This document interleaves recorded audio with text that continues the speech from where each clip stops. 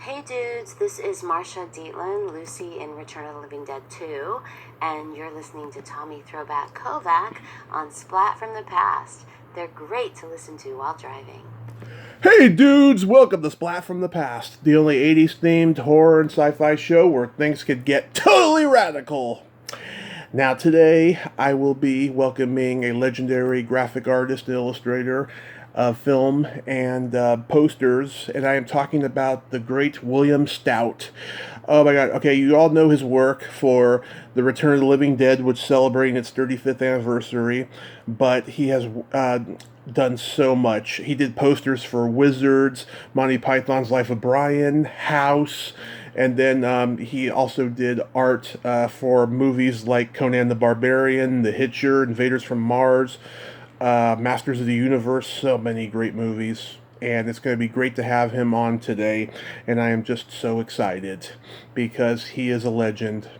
Also, I'd like to say happy belated birthday to my podcast guest, Cynthia Levin. Love you, Cynthia. Happy belated birthday. I should have said it to you yesterday, so I'm fucking dumb for that. But happy birthday, Cynthia. So, also, it would have been John Lennon's 80th birthday, so happy birthday, rest in peace, Master Lennon. You would have been 80 today. So, here is my interview with William Stout.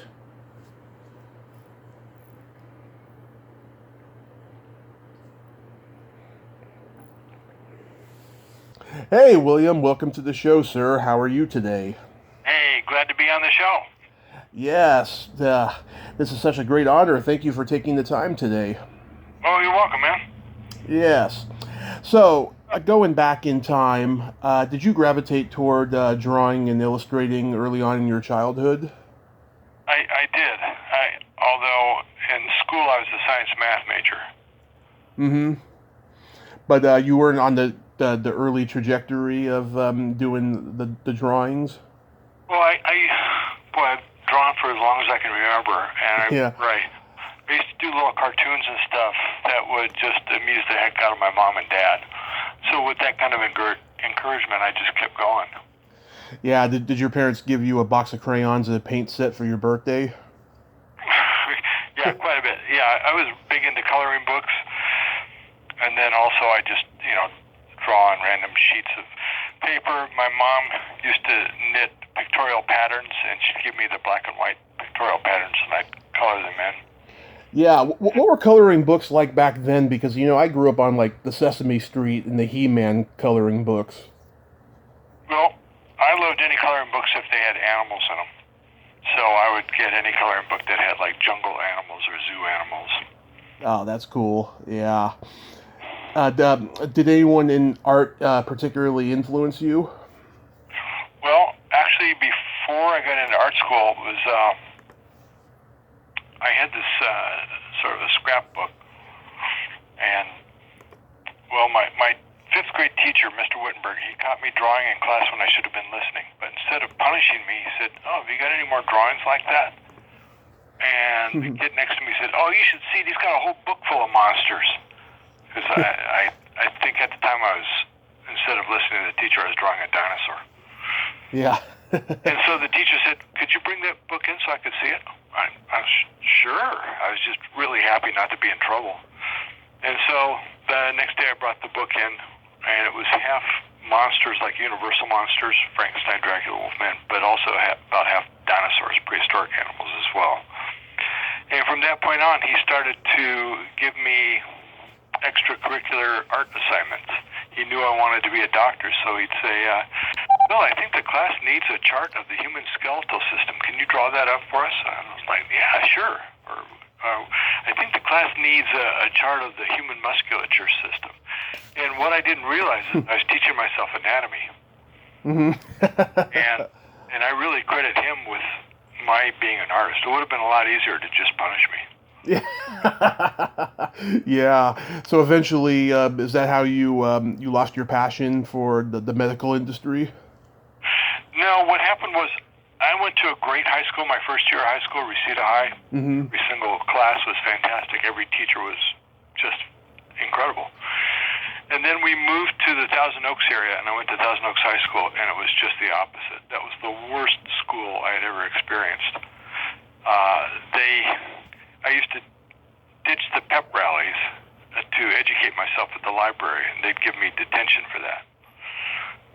And just to show you how clueless these teachers were, my math teacher, this wasn't like the LA system where you change teachers every semester. If teachers you had 1 year, you had for the entire year. So I had this one math teacher for an entire year, and for that year, I turned in the same piece of homework every single day, but just changed the date, and he never noticed. Wow. So I thought, oh man, I'm going to graduate from high school. I'm going to be 2 years behind everybody else in medical school. I am so screwed. So I thought, well, what else do I like to do? I like to draw. And so my very last semester of high school, I switched my major from science math to art. And I had an aunt who lived in the area, and she was both an art teacher and a math teacher. In fact, she was my algebra teacher in junior high school. And she took me to visit the two big art schools in the Los Angeles area, Art Center College of Design and CalArts, which we referred to by its old name, the Chenard Art Institute. Mm-hmm. And I picked Chenard. One of the reasons I picked Chenard is because an art hero of mine, Rick Griffin, the guy who created Murphy the Surfer, and also one of the Zap artists, he went there.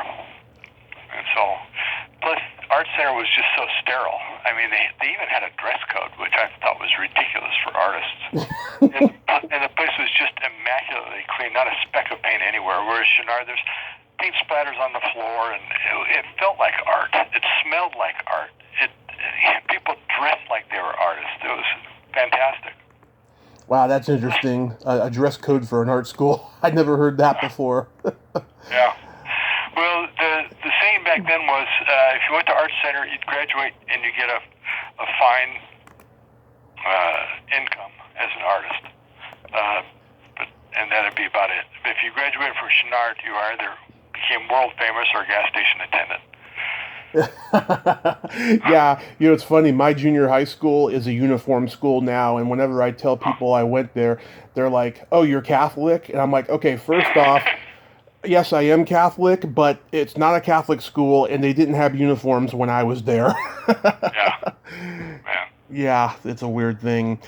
But from there, from CalArts to you went to Russ Manning's assistants on the comic strips, right? Yeah. Well, first in the illustration department, I was an illustration major. They had a great policy, which was if you got any work on the outside, you could turn that in lieu of your homework. Well, by the last 2 years of art school, nearly everything I was turning in was professional work. And so it made the transition from academia to the real world almost seamless. And I was a big Edgar Rice Burroughs fan, and I used to send in drawings to the Burroughs fanzines. There was one in particular, Herbdom, that was really a lot nicer than all the other fanzines. It had color covers and nice reproduction and stuff, and they were printing stuff by Frank Frazetta and Al Williamson and Reed Randall. And so I thought, man, I want to get in that magazine. Yeah. And a Burroughs book surfaced that had never been published. It was a historical novel he wrote called I Am a Barbarian, and it was about the Emperor Caligula, as told from the point of view of his slave. Mm-hmm. And so I ordered a copy. When I got it, I was kind of disappointed. Jeff Jones had done the illustrations, and it for me it wasn't his best work. It looked like he just kind of rushed them out. So I did my own version of how I would have illustrated it, and I did each illustration in a different style. I did one in the style of Frank Frazetta, one in the style of Alex Raymond, one like Roy Krenkel, one like Al Williamson, one like Infantino and Anderson. And it got published in Herbdom, and Russ Manning saw it and saw that I was local and called me up and asked me if I'd like to be his assistant. Wow. And then you went to Playboy. What did you do for them? I was doing my own comics while I was working for Russ. I was working for Cycletoons. We only had two comic book publishers in L.A., Gold Key and Peterson Publications. So Cycletoons was published by Peterson, and I had recently discovered the old original Mad comics and Panic comics published by EC. Mm-hmm. They just blew me away, and I was especially knocked out by the work of Harvey Kurtzman, Willie Elder, and Wally Wood. And so I did a story for Cyclotunes called Motor Psycho that was an homage to them. It was drawn in their style. And when it was published, I sent a copy to each of the artists. And in return, I got a letter back from Harvey Kurtzman saying, how would you like to be our assistant? Mm-hmm. Be the assistant to me and Willie Elder on Little Annie Fanny for Playboy. And man, I thought, yeah, I really would. Yeah. What an incredibly golden opportunity to work with one of the greatest creators who ever lived. And so they flew me back to New York and put me up, and I started working with them. And it just happened to coincide with the very first EC comic book convention. So I got to meet all my EC heroes during the time that I was back east.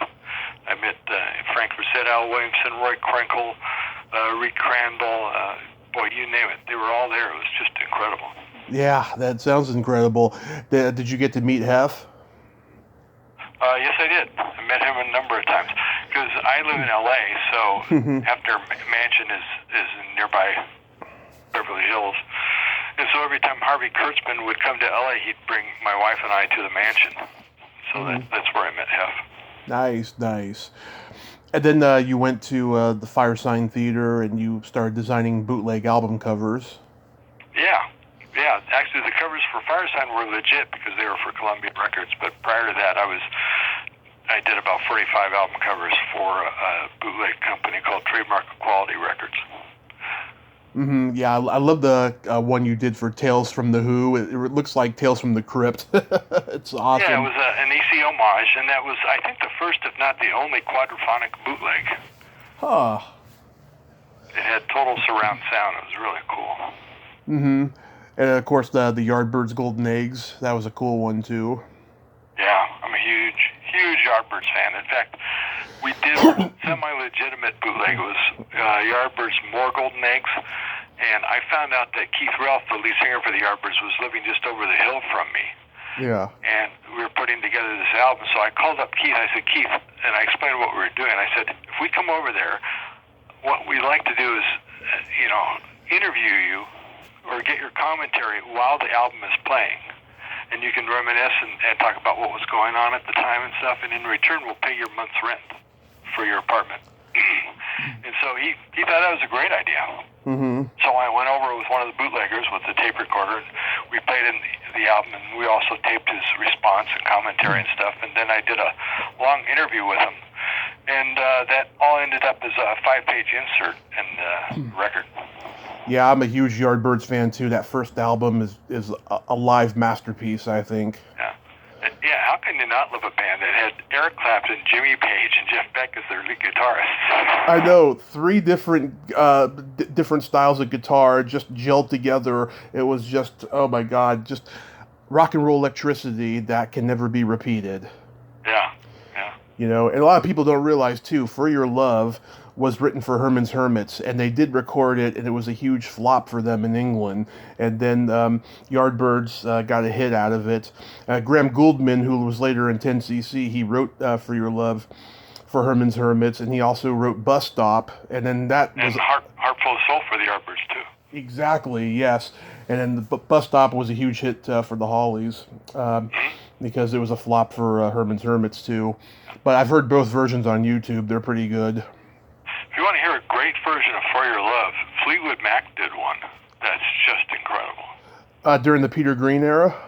No, it was between Peter Green and between Lindsay and... Bob Welsh? Yeah, it was with Bob Welsh. In fact, he sang lead on that. Oh, I'm going to check that out later. The album's called Mystery to Me. Oh, yeah, that's the album with Hypnotized. Yeah. Yeah, I love that song. I'll check it out later on. So, how did you begin doing movie posters? That was the very first movie ad I did was for a film called Linda Lovelace for President. and it was just a black and white ad, and they wanted it in the style of a political cartoonist named Herblock. And at that time in L.A., I was known as the artist you could hire who could duplicate any art style. And so it was really easy for me to duplicate her block style. And the guy paid me $400 cash, gave me $400 bills when I turned in the art. And I was like, man, this is incredible, because my rent back at that time was $85 a month, so that was a lot of dough. But that didn't lead to anything else. And then, I did the very first Coca-Cola cups. The very first Star Wars merchandising. Mm-hmm. It was 21 Coca-Cola cups for Burger King. Mm-hmm. And so I did those, and George Lucas began to give me work on a regular basis, and one of the first things he gave me was they were going to re-release American Graffiti, and so he wanted me to do new art for the re-release of American Graffiti. And the ad agency said, no way, we don't know who this guy is, we don't know if he can make a deadline, we don't even know if he's any good. Mm-hmm. But Lucas said, you either use him or I take the job somewhere else. Mm-hmm. So they were forced into it, but fortunately I came through and they loved what I did, and then the work just started to gush in from this one agency. Wow. So George Lucas went to bat for you. Do you owe him your whole career? Oh, a big chunk of it. He throws something my way about every 5 years. Oh, that's And wonderful. I was working for this other little ad agency, and they said, I was doing miscellaneous stuff for them. They said, hey, we got something really different for you this time. It's a movie poster for an animated feature film called Wizards. Yeah. And I said, who made it? They said, Ralph Bakshi. I said, oh. I said, are you going to show me the film? No, you'll do a nicer poster if you don't see the movie. And I thought, well, that doesn't speak very well for the film. But anyway, I said, well, then if I don't see the movie, how am I supposed to know what to put in the poster? And they gave me a stack of really crappy frame blowups that were all real fuzzy. I could barely make out what was in them. And I said, well, what do you expect me to do with this stuff? Mm-hmm. And then they gave me the best advice I'd ever gotten from an art director. The guy said, Bill, just do the poster as if it was your movie. I thought, oh, I can do that. Cool. So I did the poster for Wizards.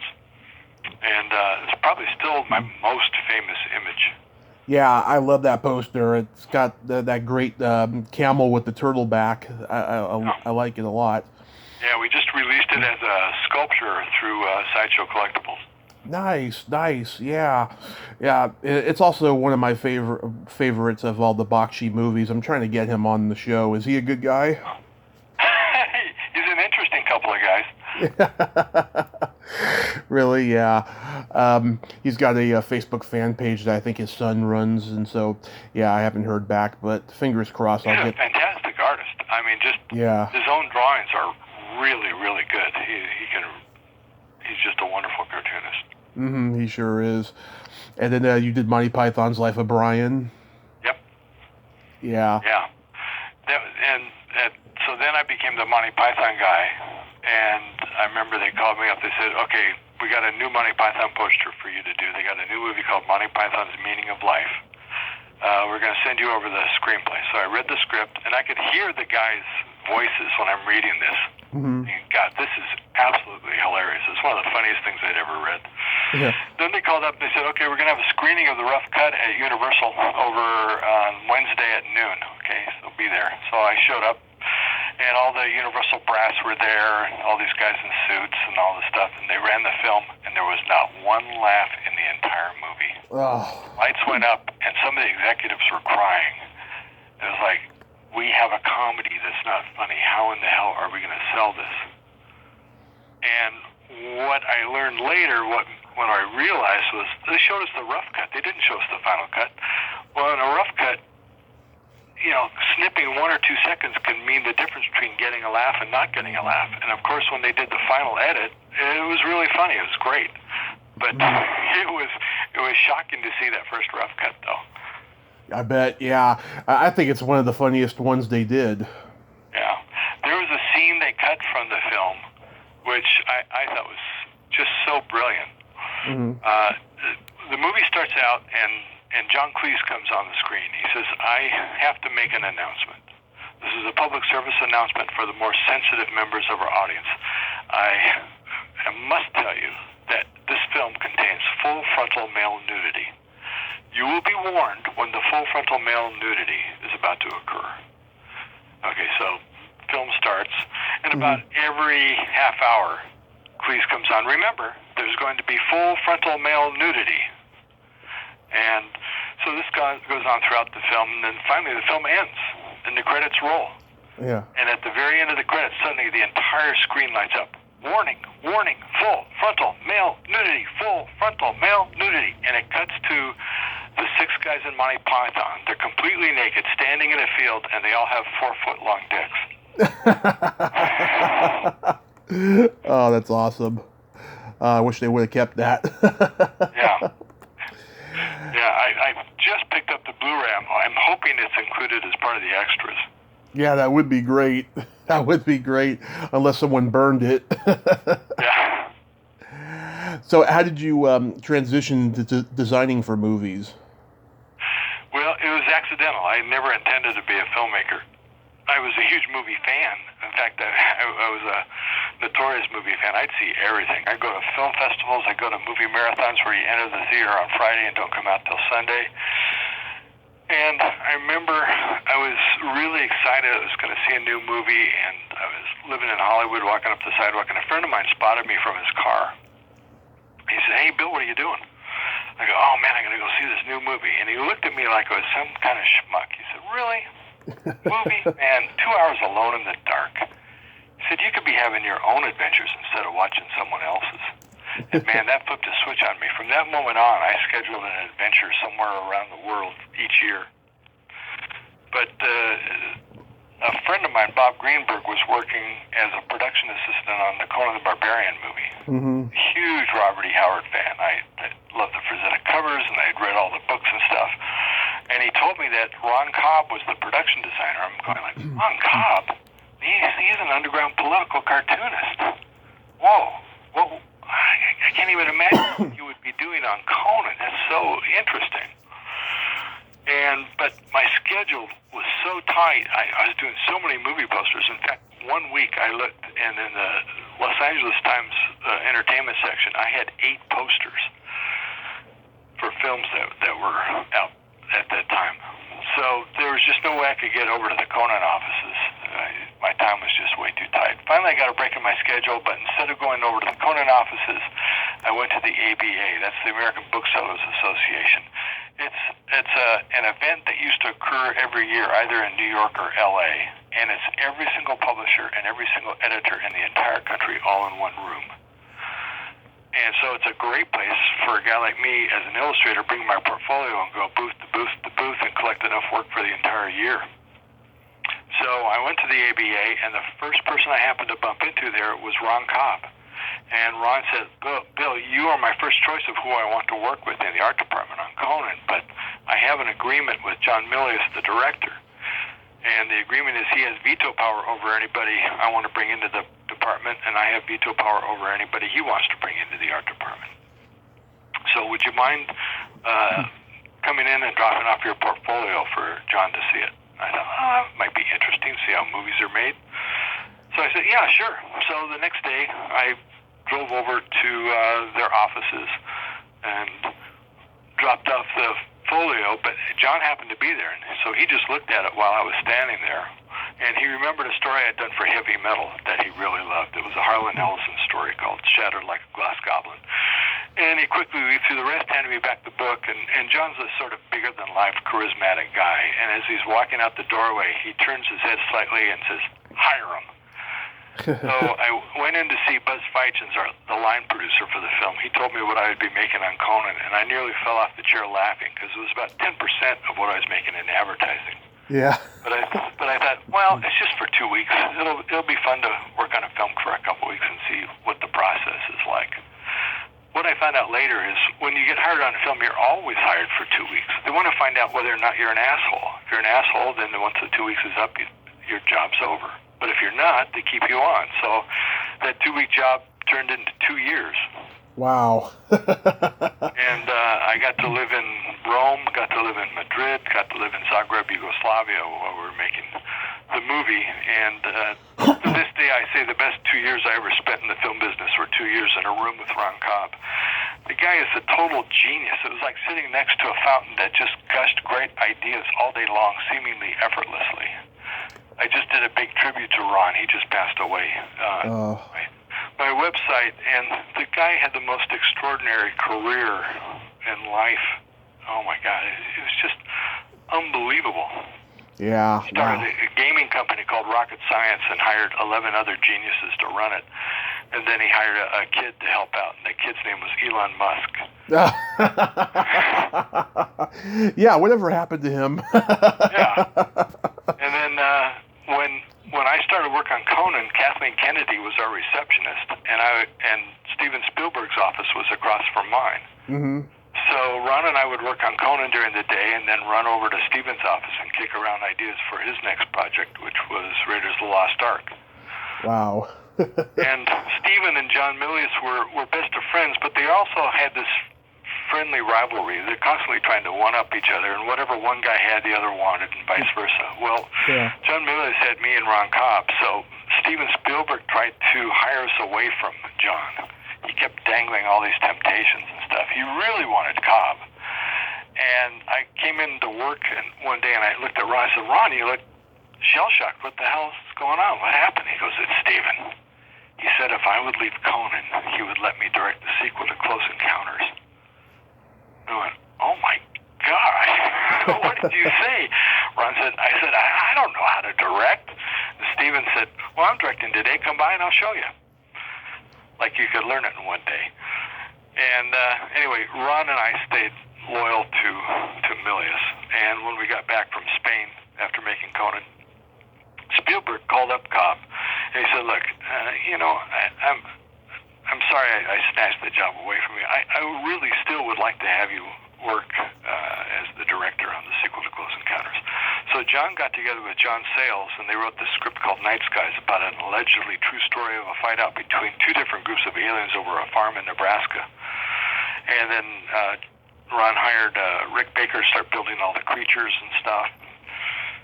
And about that time, I came over to visit Ron to see how he was doing, and I said, my God, Ron, you look miserable. What's going on? He goes, it's Steven.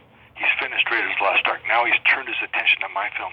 And every day he changes something. He's made so many changes now, it doesn't feel like my movie anymore. I would give anything to get off this film.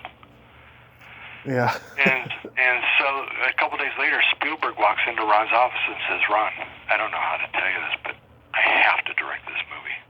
I will give you a point in the film and $10,000 if you'll walk away. So Ron took him up on the deal, forgot about it. 9 months later, they were invited to the cast and crew screening. They saw the film, and Ron thought, oh, thank God I didn't direct this. This is so maudlin. Thank God. And then several months later, they see that the film, which is no longer called Night Skies, which is now called E.T. the Extraterrestrial, has grossed over $400 million. And Ron's wife says, Ron, don't we have a point in that film? And they look and they found the paper signed by Spielberg, and they called up Universal, and Universal said, oh, thank God, it's the first verifiable point we can pay off on. We'll have a messenger over with a check within the hour. And their first check was for $800,000. Wow.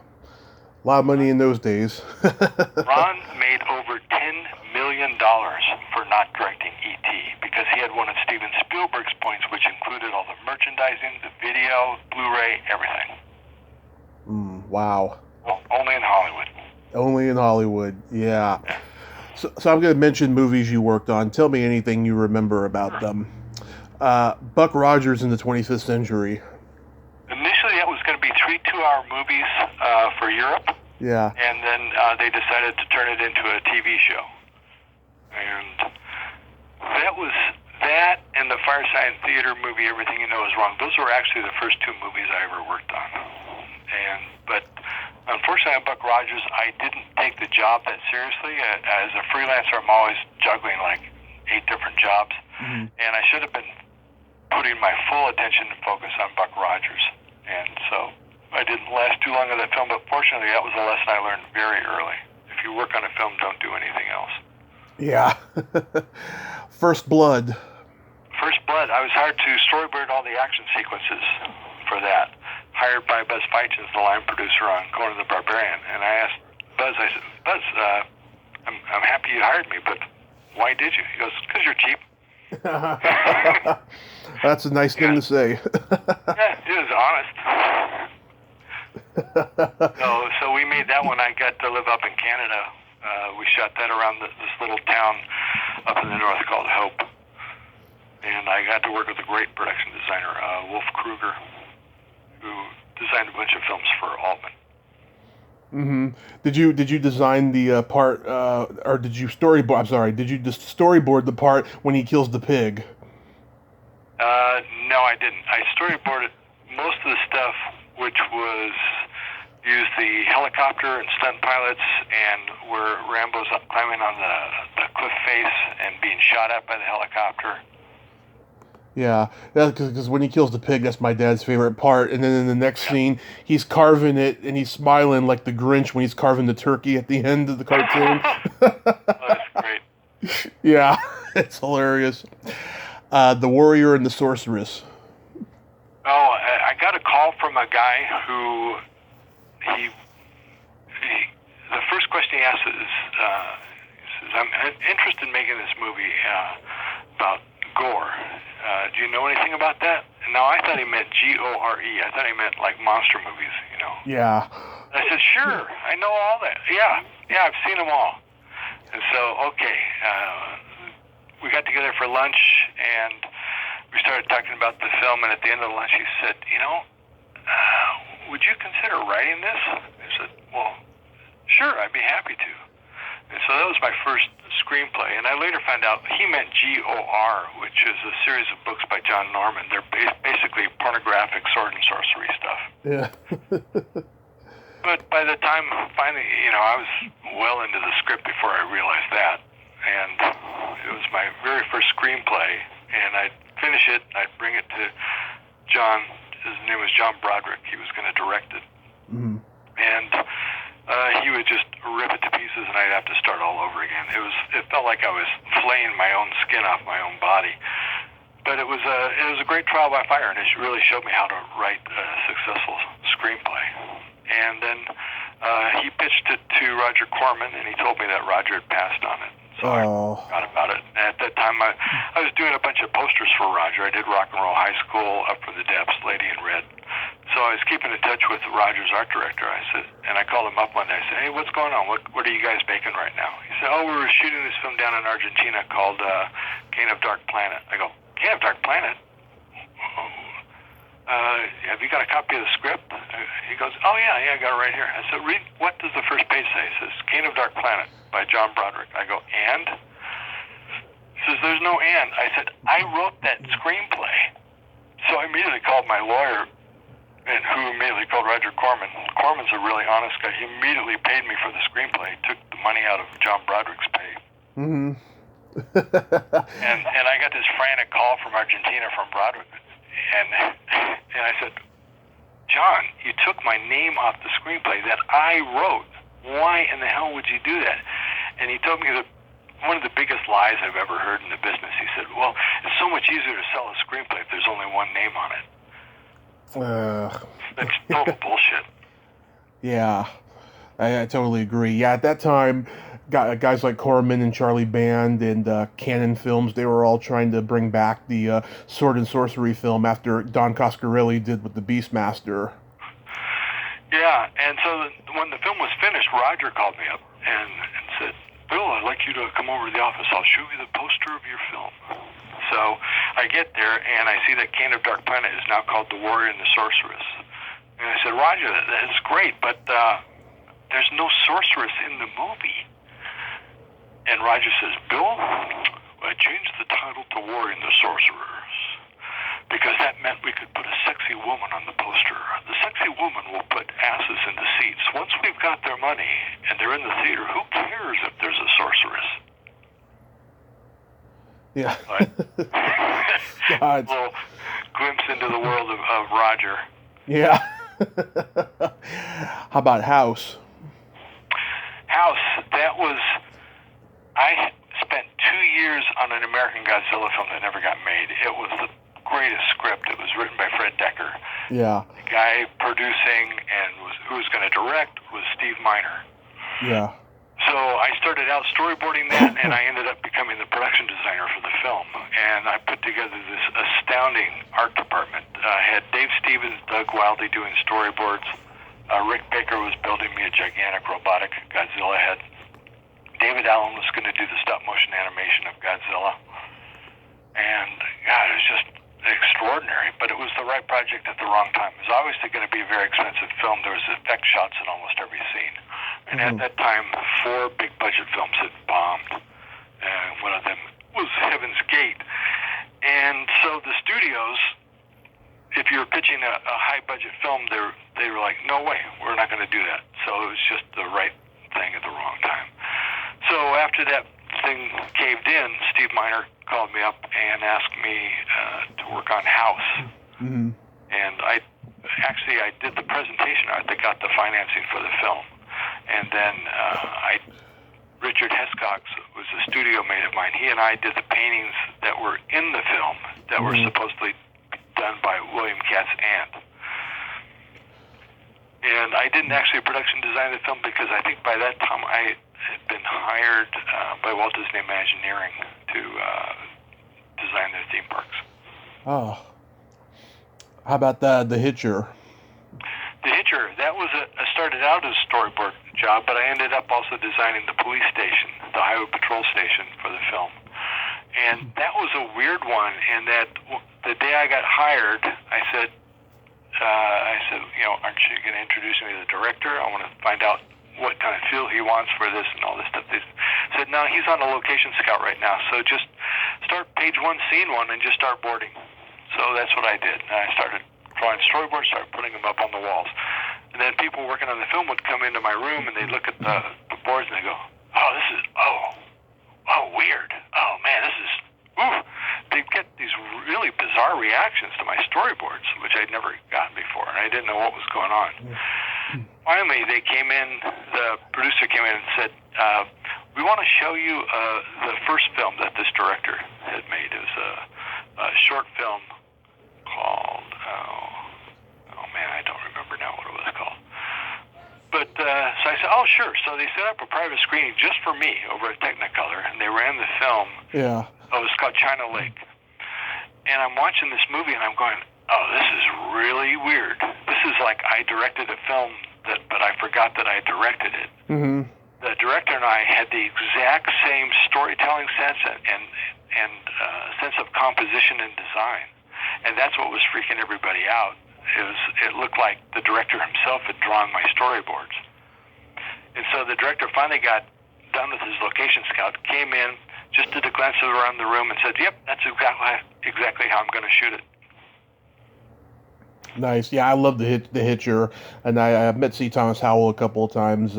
He told me, he thought this was going to be his big breakthrough film after doing comedy for a long time, But yeah, he was hoping. Yeah. and the Rutger Hauer part, I really wanted Harry Dean Stanton to play that guy. Yeah, Harry Dean Stanton could have been good in that role. Yeah, because he looks sort of like the devil. He's got that face. And we can see he played evil really well in that HBO show about the Mormon family. He was incredible in that. Yeah. Oh God, he was one of the greats. That guy. I mean, he was around for a long time in like different stages of Hollywood. Alien. Yeah. And then you worked with Tobe Hooper on Invaders from Mars. Yeah. Tobe is a real character. I'm a big fan of the original Invaders from Mars. The guy who directed it, his name was William Cameron Menzies, and he was the very first person in the world to get the title of production designer. And it was a consolation prize because he directed a third of Gone with the Wind. Oh. And he storyboarded the entire film in full color. But the other director, Victor Fleming, did not want to share credit.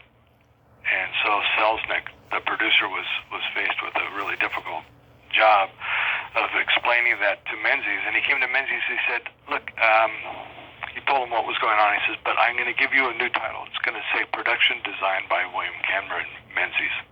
And that was the very first film with a production designer credit. Mm-hmm. So I was hoping, since the script for the new Invaders from Mars was written by my pal Dan O'Bannon, yeah, that it would have that O'Bannon touch, but it's basically a rehash of the original screenplay. There's not that much different from it. So I was disappointed by that. But I ended up designing all the Martian stuff, the Martian ships, the Martian interiors, the Martians themselves, the drones.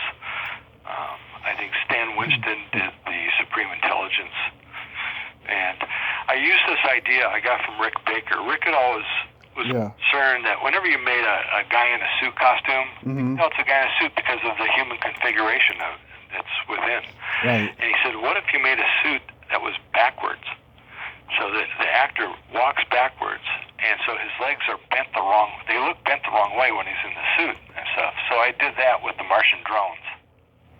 Nice. How about Predator? Predator, I was really happy to get hired on Predator because it was my first big studio film. And it was Rick Baker who brought me in on that. Mm-hmm. And the director was John McTiernan, and the production designer was John Ballone. And we had a lunch together with them and with Rick.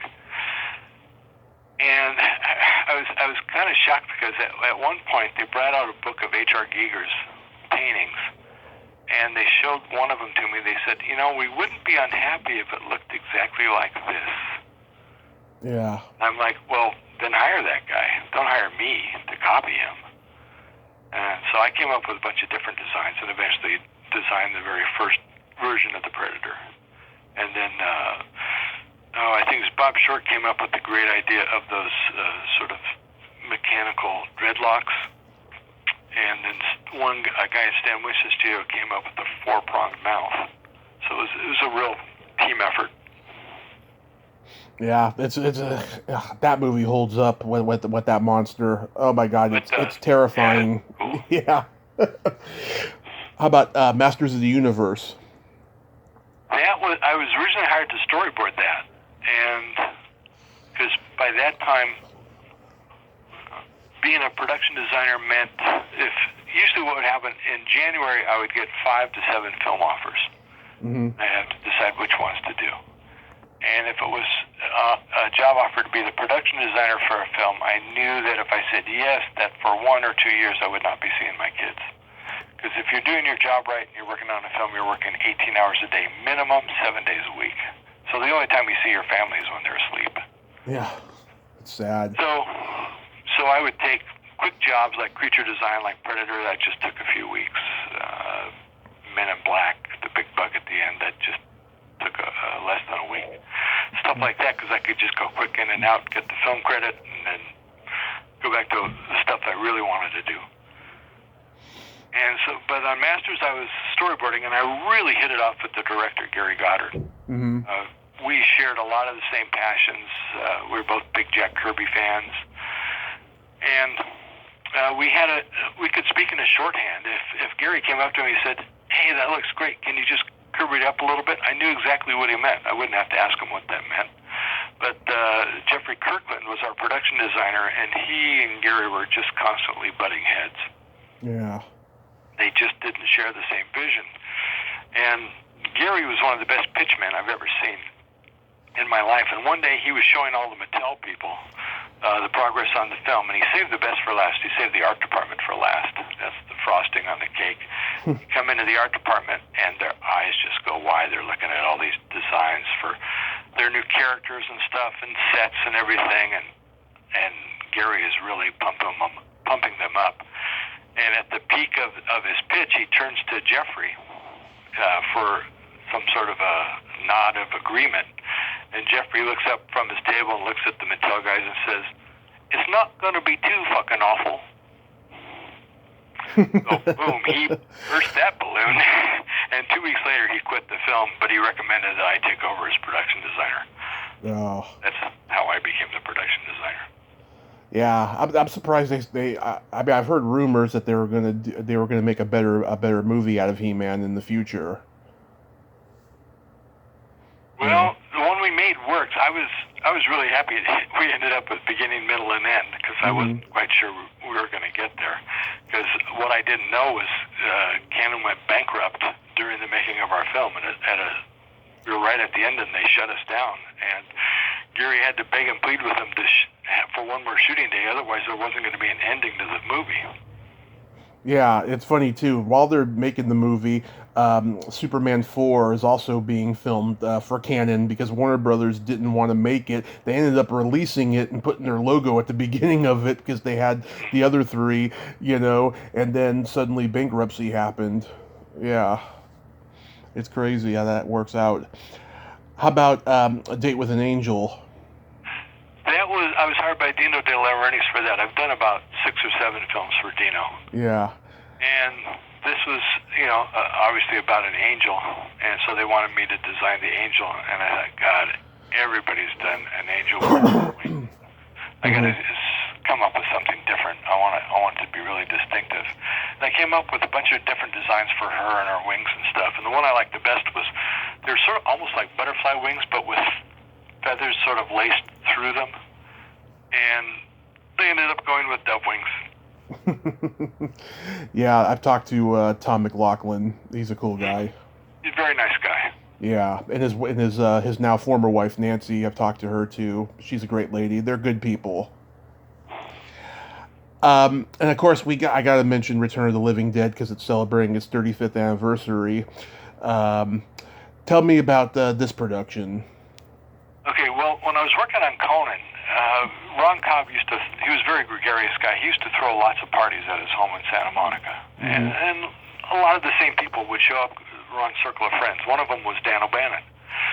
And at these get-togethers, I would often bring some pieces of art, what I was working on, just to get some feedback and input and responses from the people at the party. And I noticed when I did that, Dan O'Bannon always wanted to be the first person to look at whatever I was doing.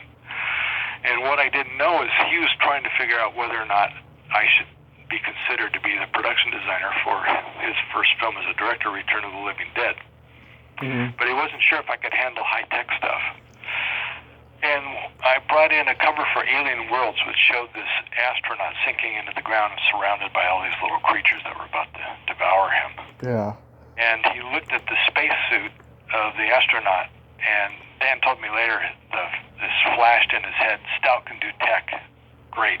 And so when it came time to hire the production designer for Return of the Living Dead, Dan gave our line producer, Graham, a very short list. It's just 2 names, Bernie Wrightson and me. And the producer's no dummy. He immediately researched both of us and found out that I think at the time Bernie didn't have any film credits. I think he was working on his first film, which was Ghostbusters. But I already had a whole string of film credits. So he lied to Dan, because I think Bernie was Dan's first choice. Mm-hmm. He said, Bernie passed on it, and I hired Stout. Mm-hmm. So that's how I became the production designer. Yeah, are you just shocked? Dan came to me and he said, okay, you know how films have principal characters? I go, yeah. He says, our film is going to have principal zombies. I want you to design really distinctive zombies. I don't want any of this to look like the George Romero stuff. And so, cool. So the first one I designed was the Tar Man, and Dan just flipped for that. And we were off and running. Yeah, I've talked to Alan Troutman and Tom Matthews and Linnea Quigley. And this movie has always had kind of an aura around it because of the legendary tension between Dan and like Clu Gulager and Beverly Randolph. Did you see a whole lot of that tension? Just those 2? Not everybody else? Well, those are the popular ones. Yeah, I know. Yeah. Dan was not a people person. It's funny because I interviewed Terry Winkless, who was in college with him and John Carpenter back in the day. He said that Dan was a porno collector. He was also a phenomenal porno artist. Dan could really draw. Yeah. Really terrific artist. And it was Robert Williams who told me about that. I wasn't aware of that side of Dan. But yeah. Yeah, he just wasn't a people person, but they said that he could be gregarious at times. Well, he could be. I got along fine with Dan. I mean, sometimes he'd piss me off, but it just roll off my back. I've worked with difficult directors before. Far more difficult than him? No. Wow. Are you just shocked at how people love this movie all these years later? I'm shocked and pleased, but you know what? It really holds up. It's It's one of those films that's really rare. It's very scary and very funny at the same time. It's really tough to pull that off, and that film does it in spades. The only others I can think of that do that, Shaun of the Dead did a good job with that. Yeah. Evan Costello made Frankenstein. That really works. But it's you usually get one or the other, but you don't get both, and ours delivered both. Yeah. And it's more popular today than when it came out. Whenever they have a screening in LA, it sells out. It is huge. And I toured with the cast. That's the only film I've ever worked on. I've worked on 60 films, but that's the only one I've ever worked on where I'm still really close friends with all the cast. Yeah. And that was because before we shot the film, Dan gave us this fantastic gift. He gave us 2 weeks of rehearsal. Mm-hmm. Now, not every role had been cast, so the roles that hadn't been cast, I filled in and did the readings with the actors. And so we all became really good friends, and that's why the characters in the film seem like real friends, because by that time they were. And I toured with the cast for an entire year to every horror convention in the country. And boy, the response to that film was just staggering. For a lot of people, that's their favorite movie of all time. Oh yeah, I mean, the first year and a half that it was on HBO, HBO would play it ad nauseum, like every other night, like at midnight or something. And yeah, I was way younger than I should have been at the time. I thought it was very freaky movie. My brother owned a poster of it, and even the poster was terrifying to me at that time. And now I have one that's signed by Tom and Linnea and Alan. So. Oh, cool. Yeah, I wanted to. I was going to go to Monsterpalooza this year, and I saw that you were booked. I was going to go to your table to get it signed, but then the pandemic maybe hit. Next year. Maybe, yeah. I hope so. I hope That's next a great year. show. Have you been to Monsterpalooza before? I've gone like 8 times in the last 4 years. Well, then it's the best monster show in the country. The best. I mean, they don't rip you off with the ticket prices. They have reasonable prices for like everything, and they really give you your money's worth. They book like 40 celebrities for the entire show. Yeah. It's awesome. Yeah, and then there's like this weird mismatch of like, okay, there's people from this movie, and then there are co-stars from this movie. It's just it's a great way how they do the show. Yep. So do you still design, or are you done with all of that? Let's see. The phone seems to have stopped ringing. So the thing is, you never quit the business. The business quits you. And so, let's see, the last couple of projects I work on, I had a gigantic fight with Disney over, Jon Favreau hired me to be a designer on a movie called Magic Kingdom. Mm-hmm. And boy, that was going to be a dream project until the attorneys got involved. And then I was immediately hired for SpongeBob the movie number 3. And then I got into a big fight with Paramount over rights issues and stuff. And I think that's the last time I did some films. I did some acting in some films right around the same time. Oh yeah, you've been in a couple movies and stuff. Short films. Oh yeah, I mean you were in Return of the Living Dead. You were the bum with the shopping cart. No, that IMDb's got that wrong. That's not me. I was the guy. Towards the beginning of the film, when the punks are walking on the sidewalk and they're walking by a big graffiti wall, they step over an alcoholic wino. That's me. Oh, okay. I guess George Buck Flower was not available. Yeah. He was doing Back to the Future or something. Yeah. Now I wish I'd sort of rolled over so you could see my face, but I was totally into the part. That's awesome. So, are you doing anything? Are you working on a book or anything? Oh man, as a freelancer, I'm always got 8 different projects going. I came out with a huge book retrospective of my career 2 years ago called Fantastic Visions. Mm-hmm. And Fantastic Worlds. Fantastic Worlds. Mm-hmm. And it's a 6-pound book. It's got over 500 images and over 300 pages. Now I'm doing a book like that on each segment of my career. Right now I'm working on a book. When it's finished, we'll have all my comics work.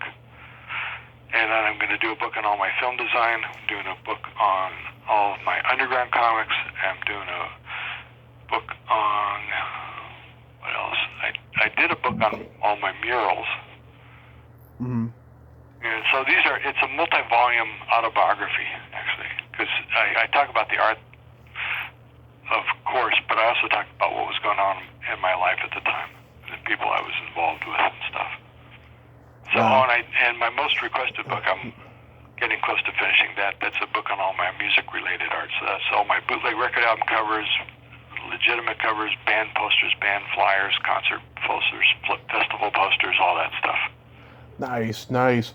When you were doing the album covers, did you know a lot of the other album cover artists? Did I know the other album cover artists? Yeah, that were in LA. Oh, sure. Yeah. LA, the entertainment business is a small world. Everybody gets to know everybody. It was Especially weird. When I was then. hired to become the production designer on Masters of the Universe, they hired me at 10 a.m., and by noon, I was getting congratulatory phone calls from all over the city, even before my family even knew that I was the production designer. So, yeah, and when I gravitate towards people with real talent, there's an old saying that A people hire A people to work with them. B people hire C people because they think the C people will make the B people look better. Yeah. So I consider myself an A person, and I seek out other A people. So I, became friends with Drew Struzan and lots of other really fantastic artists. Yeah. And some B people, they break into the A category, You have to work real hard. Yeah. Yeah. The reason I asked if you knew other artists is because at the same time you were doing the albums, the great comedian Phil Hartman was doing album covers too. Yeah, I never ran into Phil. I wish I had, because I heard he was a super nice guy. Yeah, I have never heard one bad thing about Phil Hartman, and then Dean Torrance of Jan and Dean, he was doing album covers too. Yes, I actually interviewed Dean this past spring. Oh, cool. How's he doing?